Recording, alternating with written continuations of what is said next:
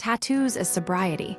How ink saved my life for many, tattoos carry stigmas of recklessness, instability, or mental health struggles. Yet, for me, they became a lifeline. After years spiraling into substance abuse, from teenage blackouts to heroin addiction, it was the deliberate, enduring pain of ink under the needle that pulled me back from the brink. The spiral and the crash, my early 20s were defined by chaos. Stealing, reckless encounters, and a desperate need for escape through drugs and alcohol defined my existence. I knew I couldn't sustain this self-destructive path indefinitely, but breaking free proved harder than falling in. The turning point wasn't rehab or intervention. It was a near-fatal car crash. Speeding down a dark road, fueled by alcohol and sublime lyrics, I ran off the road and into the trees. The shock of survival ignited a new urgency. I needed a new way to manage my impulsive nature. Finding relief in pain, that's when I discovered tattoos. The first one, a yellow moon with stars and clouds, was a desperate reach for an endorphin rush without drugs. Lying on the table, enduring the burning sensation of the needle, quieted the racing thoughts I hadn't silenced since childhood.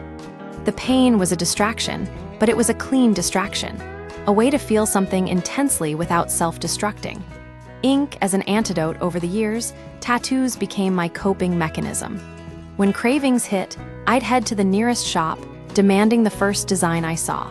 The tattoo artist, eventually recognizing my pattern, would try to guide me toward more aesthetically pleasing pieces. But it wasn't about art. It was about the ritual, the pain, the temporary escape from my own mind. From impulse to intention, eventually, I moved to Utah for graduate school. Loneliness and old urges resurfaced. Instead of relapsing, I sought out the only tattoo shop in the conservative county. There, I met an artist who refused to give me mindless flash.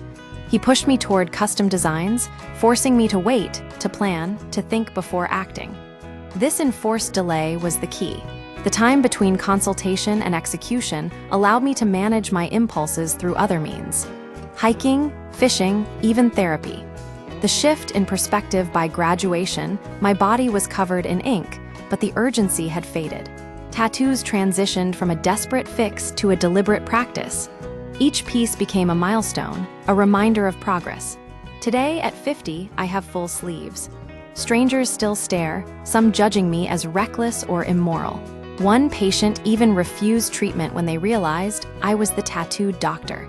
But these reactions no longer sting. A visible history: my tattoos are not marks of shame, but a roadmap of my recovery. The flowers on my legs, the galaxies on my arms, they tell a story of resilience, strength, and hard-won self-acceptance. They are a constant reminder of where I've been and where I refuse to return. The art on my body doesn't hide my past, it embodies my survival. And that, I've learned, is a story worth wearing on my skin.